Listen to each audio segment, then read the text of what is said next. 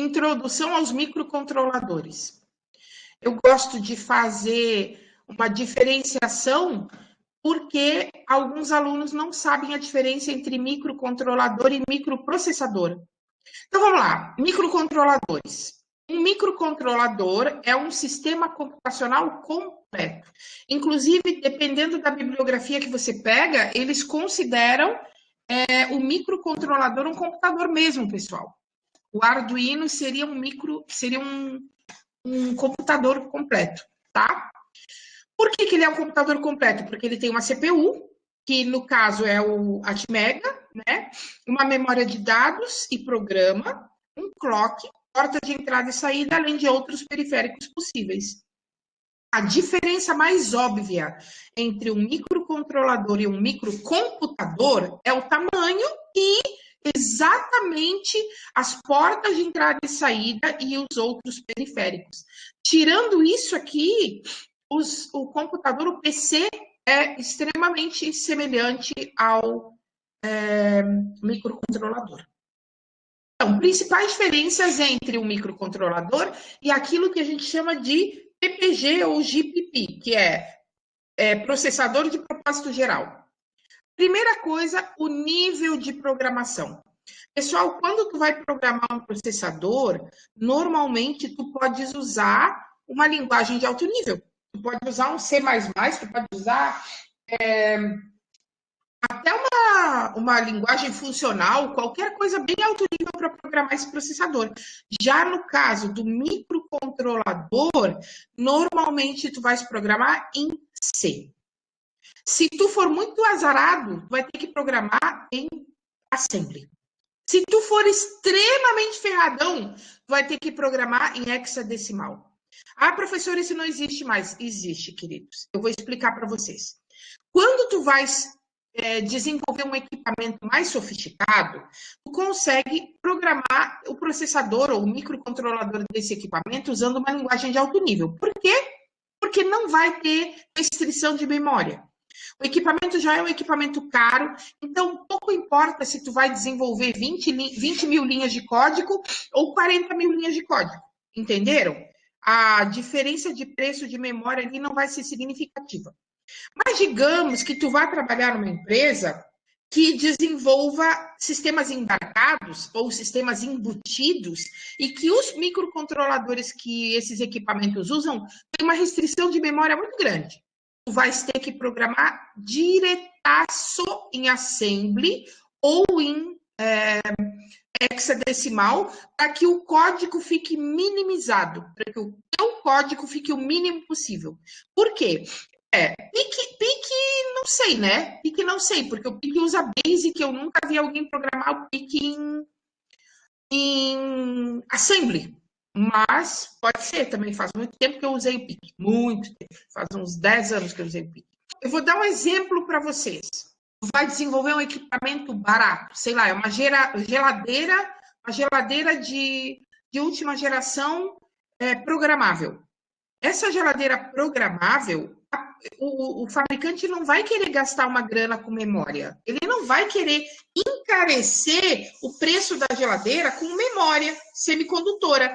Então, o que ele vai fazer? Vai ter que programar todo o código dessa geladeira usando uma linguagem de programação de baixíssimo nível, que normalmente vai ser o próprio Assembly desse processador.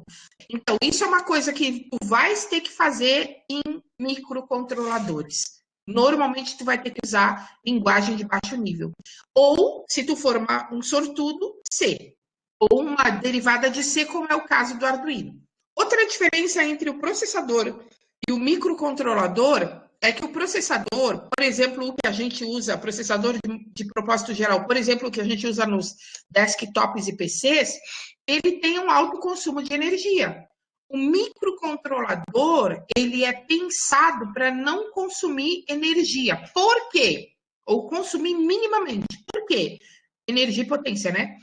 Porque, pessoal, ele normalmente vai ser usado em sistemas embarcados, em equipamentos que tem que ter uma certa autonomia. Vou dar um exemplo bem extremo para vocês, tá? O físico da NASA, que é brasileiro, Ivan Gontijo, quando ele veio dar uma aula magna para a gente na abertura da engenharia, ele falou que um dos maiores problemas que eles tiveram para desenvolver a sonda que foi para Marte era pensar na alimentação. E pensa, tu vai investir milhões e milhões de dólares para mandar uma sonda para outro planeta, tu não pode ter consumo alto, gente, porque senão aquele negócio que era para durar 1 ano vai durar 6 meses. Vocês entendem o que eu estou falando? Então, quando tu fores mexer com o sistema embarcado, o consumo é uma coisa crítica. É um equipamento que vai ficar, às vezes, em campo. Por exemplo, um projeto que eu ia desenvolver com o EPAGRE deu tanta burocracia que eu acabei deixando para lá. A gente ia colocar um dispositivo para identificar e contar um certo tipo de inseto no campo. Pô, o consumo desse equipamento tem que ser mínimo. Tem que ser mínimo. Porque tu não vai querer ir todo dia lá trocar as pilhas do negócio, né? Não vai fazer. E lá no meio da plantação não vai puxar um cabo para alimentar. Não vai ficar gastando com bateria ou pilha recarregável. Então, o consumo tem que ser muito baixo. Isso é normalmente crítico. E é o caso dos microcontroladores e normalmente não é o caso dos PPGs. E também com relação ao custo, né? É óbvio. O cara hoje está pagando 2 mil, 3 mil reais num PC, para ele não vai fazer diferença se gastar 30 reais a mais num processador, 50 reais a mais num processador. Agora, se é um equipamento que tem que vender muito, em larga escala, produção em larga escala, e que o custo dele tem que ser baixo, o microcontrolador é crítico à questão do preço. Eu sempre conto para os alunos que a Intelbras, todas as centrais telefônicas e PBX da Intelbras, eles usam o que se chama de máscara. Eles geram aqui no Brasil um simulador, um emulador de tudo que eles precisam num microcontrolador, mandam para a China e lá na China eles fabricam um microcontrolador dedicado. Aquele microcontrolador que é usado nas centrais telefônicas da Intelbras é um microcontrolador que só funciona para os equipamentos da Intelbras. Ele é mascarado, ele é masked, né? Ou seja, ele é como se fosse um Altera da vida, como se fosse um hardware reconfigurável específico para resolver os problemas daquele equipamento de telefonia. Aí ele vem num custo super baixo, vem num custo de $1, $2 cada um, justamente porque ele é seco. Ele só tem as funcionalidades que são necessárias para aqueles equipamentos. Continuando. A placa-mãe de um PC contendo um PPG já vem com o sistema operacional e a BIOS instalada. O que é BIOS? BIOS é a sigla para Basic Input Output System. A BIOS é um programinha que, entre outras coisas, monitora a hora do computador, calendário, monitora quais são as memórias que estão ligadas, monitora quais são os drivers que estão ligados. Então, no meu tempo, pessoal, quando eu estava na faculdade, tu via a BIOS rodando, porque os PCs eram muito mais lentos do que hoje em dia. Hoje em dia tu não vê, tu ligou o notebook, ligou o computador, não dá 1 segundo, já está entrando no Windows, né?